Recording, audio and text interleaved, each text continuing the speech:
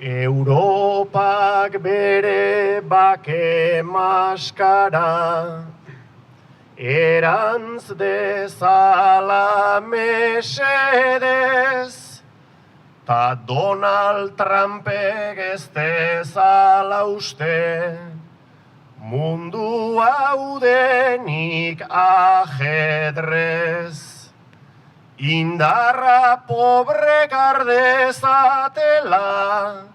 proba dezagun aldrebes, edo Israelen gertatzen dena, orokortuko da errez.